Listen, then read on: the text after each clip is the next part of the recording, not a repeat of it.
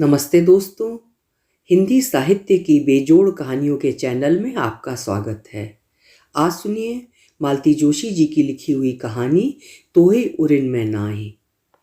कथा साहित्य जगत में मालती जोशी का नाम किसी परिचय का मोहताज नहीं है। देश और विदेश में फैले लाखों प्रशंसक मालती जी की कहानियों का न सिर्फ आस्वाद ग्रहण करते हैं, बल्कि उन कहानियों के साथ अपनी जिंदगी का ताना बाना भी बुनते हैं। एकदम घरेलू और सहज होने के बाद भी मालती जी की कहानियां बहुत बड़ा सामाजिक संदेश देती हैं। तो शुरू करते हैं कहानी तोहे उरिन में नाई। सुबह के 9:30 बज रहे थे और इनका अब तक पता नहीं था। रोज तो 8 साढ़े 8 तक मॉर्निंग वॉक से लौट आते हैं। रोज की तरह चाय और नाश्ता बनाकर मैं इंतजार कर रही थी, और झूठ क्यों बोलूं, मुझे भूख लगाई थी। रोज की आदत जो ठहरी। कितनी बार कहा है कि मोबाइल साथ रख लिया करो, तो मना कर देते हैं। कहते हैं कुछ देर के लिए तो सही इस बला से मुक्ति मिले। माथुर को देखता हूं ना, हर 5 मिनट पर फोन घनघनाता रहता है। तंग आ जाता है, पर मोबाइल नहीं छोड़ता। कभी कभी सोचता हूं, मोबाइल नहीं थे तब भी तो लोग जीते थे और चैन से जीते थे। देर होने लगती है तो चिंता हो जाती है। मन में अजीब अजीब ख्याल आने लगते हैं। एक बार कपूर साहब बाइक से टकरा गए थे। 1.5 महीने के लिए प्लास्टर लग गया था। एक बार गुप्ता जी के पैर में मोच आ गई थी तो रिक्शे में घर पहुंचाना पड़ा था। 8 दिन तक मालिश होती रही, तब जाकर ठीक से चल पाए थे। सभी तो उम्र दराज हैं, इसीलिए चिंता होती है। ये लेकिन बहुत नाराज होते हैं। कहते हैं तुम्हारे मन में हमेशा बुरे ख्याल ही क्यों आते हैं, कभी अच्छा भी तो सोचा करो। फिर मैंने अच्छा सोचना शुरू किया। हो सकता है आज किसी का जन्मदिन हो। जन्मदिन मनाने के लिए लोग सैर के बाद सीधे 56 भोग चले जाते हैं। मैंने सोच लिया कि 10 बजे तक प्रतीक्षा करूंगी और फिर नाश्ता कर लूंगी। भूख तो खैर मैं बर्दाश्त कर लूंगी, पर दुनिया भर की दवाइयां जो लेनी होती हैं, उससे पहले पेट में कुछ डालना भी जरूरी है। मैं अपने विचारों में खोई हुई थी कि दरवाजे की घंटी बजी। लपक कर दरवाजा खोला। उलाहना की झड़ी लगाने ही वाली थी कि देखा, दरवाजे पर ये नहीं माथुर साहब थे, वो भी सपत्नीक। माथुर साहब तो खैर आते ही रहते हैं, पर इतनी सुबह उनकी पत्नी को देखकर आश्चर्य हुआ। नौकरी वाली बहू हो तो सास का असमय बाहर निकलना असंभव ही होता है। सोचा शायद कोई निमंत्रण देने आए हैं, पर मिसेस माथुर घरेलू साड़ी में थी। ऐसे कपड़ों में कोई निमंत्रण देने भी नहीं आता। भाभी जी, चाय पिलाइए, उन्होंने मेरी विचार तंद्रा को भंग करते हुए कहा। आपके यहाँ तो बनी रखी है, चलिए इसी में हिस्सा बांट कर लेते हैं। मैंने 3 मग्स में चाय डाली और शुगर पॉट सामने कर दिया। आप ये समोसा लीजिए, गरम है, उन्होंने पैकेट मेरे सामने करते हुए कहा। बच्चों के लिए ले जा रहे थे, सोचा 2-4 आप लोगों के लिए भी ले लें। समोसा खाते हुए मैंने पूछा, आज आप मॉर्निंग वॉक पर नहीं गए? ऐसा कहीं हो सकता है भला? मिसेस माथुर बोली। दुनिया चाहे इधर की उधर हो जाए, सुबह की सैर नहीं रुक सकती। माथुर साहब ने आंखें तरेर कर पत्नी की ओर देखा, पर तब तक बहुत देर हो चुकी थी। तीर कमान से निकल चुका था। अधखाया समोसा प्लेट में छोड़कर मैंने पूछा, अपने दोस्त को कहाँ छोड़ आए? आप नाश्ता कर लीजिए, फिर बताता हूँ। खा लिया मैंने जितना खाना था। अब आप फौरन बताइए, मेरा जी बहुत घबरा रहा है। घबराने की कोई बात नहीं है भाभी, सब ठीक है। फिर इन्हें कहाँ छोड़ आए? देखिए, शांति से सुनिए। हम लोग पार्क से चलने को हुए तो मनोहर जी को एकदम चक्कर आ गया। फिर गिर गए क्या? ज्यादा चोट तो नहीं आई? मेरा तो कलेजा मुंह को आ गया था। गिरते कैसे, हम सब जो साथ थे। फिर हमने सोचा पास में तो सार्थक नर्सिंग होम है, वैसे ही बीपी वगैरह चेक करवा लेते हैं। फिर कुछ नहीं, ड्यूटी डॉक्टर ने बीपी चेक किया, ठीक था। फिर वो बोला 11 बजे बड़े डॉक्टर साहब आएंगे, एक बार उन्हें दिखा लेते हैं। इसीलिए हम उन्हें वहीं छोड़ आए हैं। गुप्ता पास में बैठा है। भाई साहब प्लीज़ मुझे ले चलिए, मेरा जी बहुत घबरा रहा है। आपको लेने के लिए ही आया था मैं।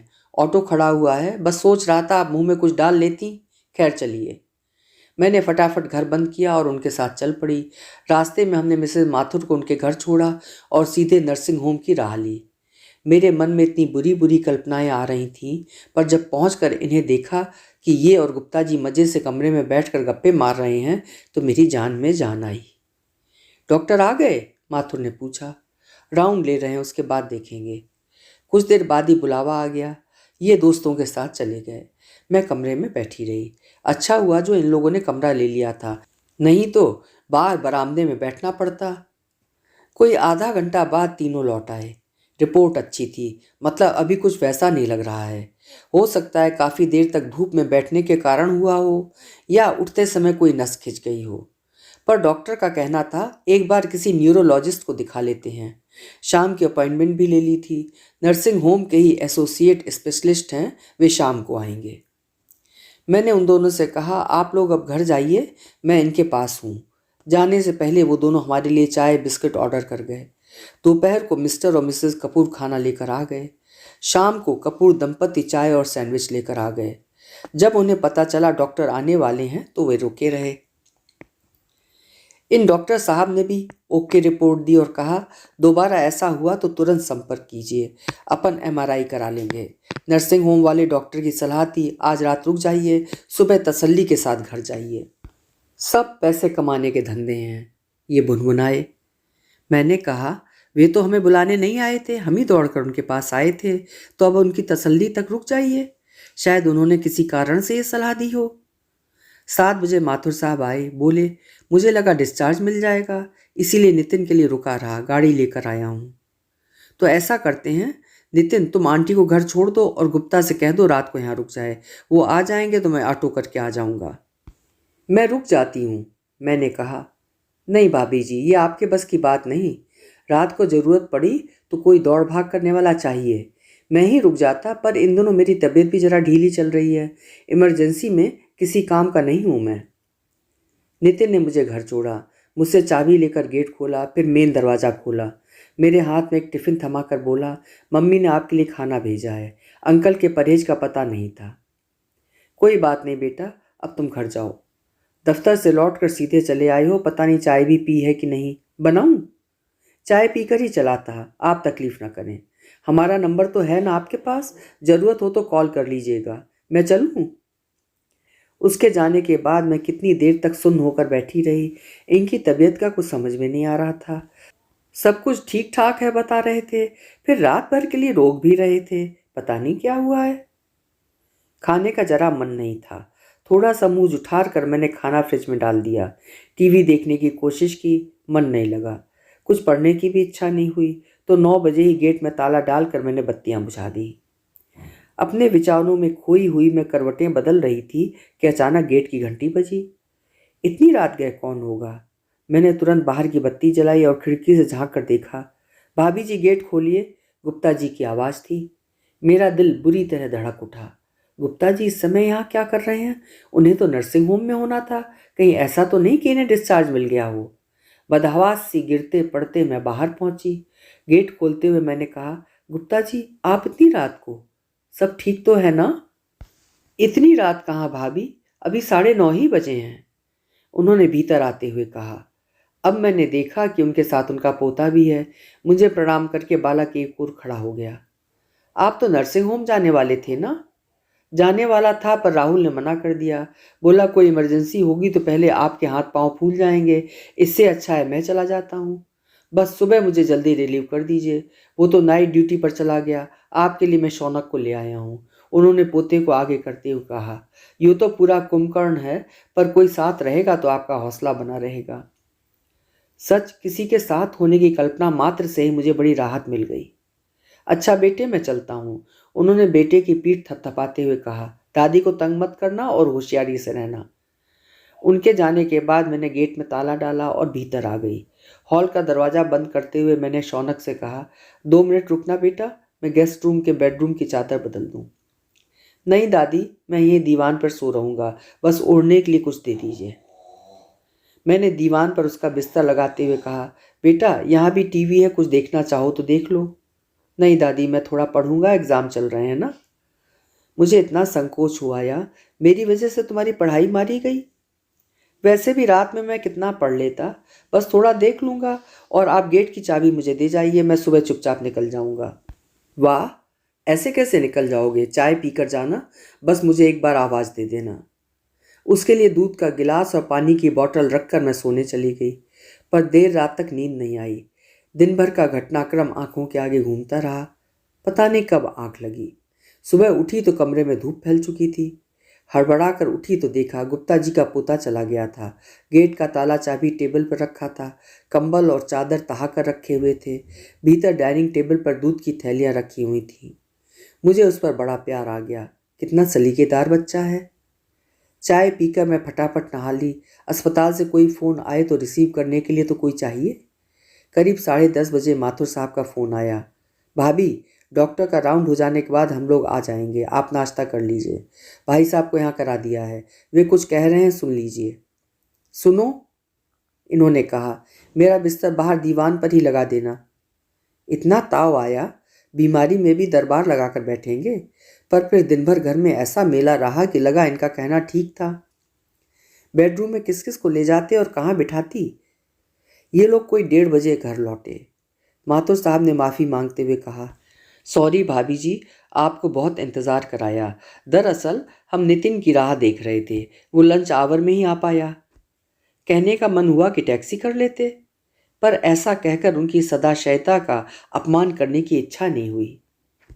इनके आते ही 2 दिन से भाएं भाएं करता घर एकदम गुलजार हो उठा। रात तक आने वालों का तांता लगा रहा। जो लोग नर्सिंग होम नहीं पहुंच पाए थे वे क्षमा याचना करते हुए घर आ गए। मुझे दिन भर सांस लेने की फुर्सत नहीं मिली। रात 9 बजे के बाद रेला थमा तो मैंने फटाफट खिचड़ी चढ़ा दी। खाने पर बैठते इन्होंने बुरा सा मुंह बना लिया। मैं इतना बीमार नहीं हूँ भाई, कल से दलिया और खिचड़ी खिला खिलाकर तुम लोगों ने सचमुच मुझे बीमार कर दिया। सॉरी, मैंने क्षमा याचना करते हुए कहा, पर यह खिचड़ी आपकी बीमारी के उपलक्ष्य में नहीं है। दरअसल मुझे कुछ बनाने का समय ही नहीं मिला। देख तो रहे हो दिन भर कैसी हाय तौबा मची हुई थी। इसीलिए तो कहता हूँ एक कुक रख लो, पर तुम्हारी एक ही रट है, 2 जनों का खाना होता ही कितना है। हम दोनों के बीच ये शाश्वत वाद था, इसलिए मैंने जवाब नहीं दिया और चुपचाप खाना खाती रही। मेरी आंखें झपकने लगी थीं। दिन भर जरा भी कमर सीधी करने का मौका नहीं मिला था। हम लोग सोने जा ही रहे थे कि फ़ोन की घंटी बजी। बिस्तर के पास रखा कॉर्डलेस इन्होंने फट से उठा लिया। उधर से आवाज़ आते ही इन्होंने स्पीकर ऑन कर दिया। समझ गई कि सोहम होगा। बच्चों का फ़ोन होता है तो हम लोग स्पीकर ऑन कर लेते हैं। पापा आप घर पर हैं? डिस्चार्ज मिल गया? हाँ बेटा, दोपहर में घर आ गया था। डॉक्टर क्या कहते हैं? कह रहे थे कि चिंता की कोई बात नहीं है, दोबारा अगर ऐसा हुआ तो एमआरआई कर लेंगे। बिल कितना हुआ? वैसे जितना भी हुआ हो, मैं पैसे भेज रहा हूँ आपके अकाउंट में, चेक कर लीजिएगा। बिल का पता नहीं बेटा, माथुर ने ही पे किया था। मैं पूछ पूछ कर हार गया पर उसने बताया नहीं। माथुर, गुप्ता, कपूर, भारन, इन लोगों ने बहुत मदद की बेटा। हमें महसूस ही नहीं होने दिया कि हम लोग यहाँ अकेले हैं। बेटे एक काम करोगे? बोलिए पापा। मैं इन सबके नंबर भेज देता हूँ, तुम सबको एक एक थैंक यू का फ़ोन कर लेना। वो बहुत ऑड नहीं लगेगा? इससे तो अच्छा मैं कुछ थैंक यू कार्ड्स भेज देता हूँ, आप सबको दे दीजिएगा। ये कुछ ज़्यादा ही औपचारिक नहीं लगेगा? तो पापा ऐसा करते हैं, मैं अगली बार आऊँगा तो सबके लिए गिफ्ट्स लेकर आऊँगा और खुद सबके घर जाकर दे आऊँगा, ठीक है? हाँ ठीक है, इन्होंने बड़े बेमन से कहा। शक्ल से साफ जाहिर था कि उन्हें ये प्रस्ताव पसंद नहीं आया है।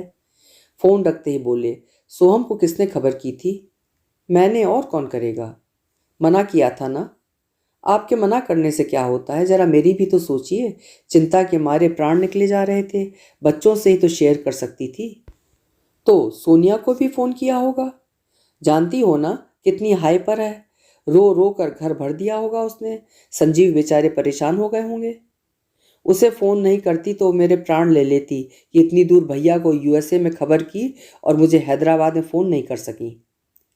प्राण तो अब भी ले लेगी कि पापा को घर आए 8 घंटे हो गए हैं और तुमने मुझे खबर भी नहीं की। मेरे पास समय भी था, और सोनिया को फ़ोन करने का मतलब है कि आधा घंटा रिसीवर से चिपके रहना। अब सुबह उठते ही उसे फ़ोन कर दूंगी, कह दूंगी पापा रात 8 बजे घर आए थे। तुम्हारा झूठ 4 कदम भी नहीं चल पाएगा, देख लेना। मैंने सोच लिया था सुबह उठते ही सोनिया को फ़ोन कर दूंगी, पर ऐसा कहाँ हो पाता है। सुबह सुबह इतने सारे काम मुंह बाएं सामने खड़े हो जाते हैं और फिर कुछ याद ही नहीं रहता। आखिर 9 बजे उसी का फ़ोन आ गया। मम्मी पापा कैसे हैं? अच्छे हैं, नहाने गए हैं। मतलब घर आ गए हैं और तुमने मुझे बताया भी नहीं? कब बताती, शाम को 7 बजे आए हैं और दरबार लगा कर बैठ गए हैं। मेरा तो एक पैर किचन में एक ड्राइंग रूम में, ऐसी अवस्था थी। तो सबकी खातिरदारी करना जरूरी था मम्मी। ऐसे में कोई आपसे स्वागत सत्कार की अपेक्षा नहीं करता। बेटा, घर आए मेहमान को एक कप चाय तो पिलाई जा सकती है। तुम्हें पता नहीं है इन लोगों ने कितनी मदद की है, कितना सहारा दिया है। इनके पास रात दिन कोई ना कोई बैठा रहा। गुप्ता जी का बेटा रात को अस्पताल में सोया, उनका पोता मेरे पास परीक्षा के बावजूद यहाँ रुका। सबके यहाँ से चाय नाश्ता आता रहा और कल इन्हें लाने के लिए माथुर साहब का नितिन लंच आवर में गाड़ी लेकर आया था। तुम ही कह रही थी पापा शाम को घर आए थे। ये ठीक ही कह रहे थे, मेरा झूठ 4 कदम भी नहीं चल पाया था। उसी समय मुझे अगरबत्ती की सुगंध आई। ये नहा चुके थे और साईं बाबा के आगे अगरबत्ती जला रहे थे। मैंने आवाज़ देकर कहा, आपकी लाडली का फ़ोन है, बात कर लीजिए। इन्हें फ़ोन पकड़ाकर मैंने राहत की सांस ली। अब वो पापा के साथ शुरू हो गई थी। पापा, आप लोग इतने अभिभूत क्यों हो रहे हैं? अड़ोसी पड़ोसी तो मदद करते ही हैं, आप भी तो सबके लिए दौड़ भाग करते रहे हैं। कपूर अंकल की माताजी सीढ़ियों से गिर गई थी तो आप ही उन्हें अस्पताल लेकर गए थे। गुप्ता अंकल के राहुल की नौकरी एक तरह से आपने ही लगवाई है, आपकी ही सिफारिश काम आई थी। और माथुर अंकल की पिंकी की शादी में अपनी गाड़ी 8 दिन तक दौड़ती रही है। लौटने पर उसे सीधे गैराज में ही भेजना पड़ा था। फ़ोन रखने के बाद कितनी देर तक ये चुप हो गए थे। फिर नाश्ता करते हुए बोले, अपने बच्चे कितने प्रैक्टिकल हो गए हैं। प्रैक्टिकल नहीं, संवेदन शून्य कहिए। मैं सोचता हूँ, क्या राहुल और नितिन ने भी अपने माँ बाप से ऐसी ही उज्जत की होगी। अब फालतू बातें सोचकर अपना दिमाग मत खराब कीजिए। बस इतना याद रखिए कि उन बच्चों ने अपनी कितनी सेवा की है। वही तो वही तो समझ नहीं पा रहा हूँ कि इन लोगों के एहसानों का बदला कैसे चुकाऊंगा। अब उसका टेंशन लेकर बीमार मत पड़ जाना। एक बात कहूँ, जब हम किसी के एहसानों का बदला चुकाने की बात सोचते हैं तो अप्रत्यक्ष रूप से हम उनके लिए किसी विपत्ति की कामना करते हैं ताकि उनकी मदद करने का अवसर मिले। इनकी आंखें एकदम चमक उठी। अरे वाह, तुमने तो ये बड़ी अच्छी बात कह दी। ये मेरी बात नहीं है, सदियों पहले वाल्मीकि जी ने कह रखी है। सीता जी का पता ठिकाना पा जाने के बाद श्री राम प्रभु ने हनुमान जी से कहा कि वत्स, तुमने मुझ पर बहुत बड़ा उपकार किया है, मैं तुम्हारा ऋणी हो गया हूँ, क्योंकि इसका अर्थ होगा तुम्हारे अनिष्ट की कामना करना। गोसाई जी भी कहते हैं, सुन सुत तोय उरिन मैं नाही, सो रिलैक्स। बार बार इसरार करने के बाद माथुर साहब ने बिल दिखाया। 35,000 का था। एक रात भर के 35,000? मेरे मुंह से एकदम निकल गया। वे बोले, कमरे का किराया, नर्सिंग चार्जेस, 2-3 टेस्ट कराए थे उसकी फीस, दवाइयाँ, कमरे में एक बार झांक जाने की डॉक्टरों की फीस, और सबसे जानलेवा फीस उन स्पेशलिस्ट महोदय की थी। चलिए, ये ठीक ठाक होकर घर आ गए, इस बात के लिए कोई भी कीमत ज़्यादा नहीं है। 2-3 दिन बाद ये बोले, चलो ज़रा माथुर के यहाँ हो आते हैं। किस लिए? उसके पैसे नहीं देने हैं? मुझे लगा आपने उसी दिन चेक दे दिया होगा। दे सकता था पर नहीं दिया, वो निरी औपचारिकता होती। घर जाकर देंगे तो धन्यवाद ज्ञापन होगा। मुझे उनकी बात ठीक लगी। हम दोनों को देखकर माथुर साहब बहुत खुश हुए। उन्होंने फ़ोन करके गुप्ता लोगों को भी बुला लिया। खूब गपशप हुई, चाय नाश्ता हुआ। इनसे वादा लिया गया कि कल से मॉर्निंग वॉक फिर से शुरू करेंगे। घंटा 1.5 घंटा महफिल जमाने के बाद ये उठ खड़े हुए। बड़े अदब के साथ इन्होंने माथुर साहब को चेक थमाया। इतनी जल्दी क्या थी बिरादर, कुछ दिन तो मेरे कर्जदार बने रहते, मज़ा आता। सिर्फ पैसे ही तो लौटा रहा हूँ भैया, बाकी सब तो लौटाया नहीं जा सकता और मैं लौटाना भी नहीं चाहता हूँ। आप सबका ये कर्ज मुझ पर हमेशा बना रहे, यही कामना है। ये सब कहते हुए इनका चेहरा एकदम प्रसन्न और तनाव रहित लग रहा था। कोई हफ्ते भर बाद ये इतना खुलकर हंसे थे। अभी आप सुन रहे थे मालती जोशी जी की लिखी हुई कहानी तोहे उरिन मैं नाहीं। आशा करती हूँ कि कहानी आपके भी हृदय में उतर गई होगी। फिर मिलेंगे। आपका समय शुभ हो, मंगलमय हो।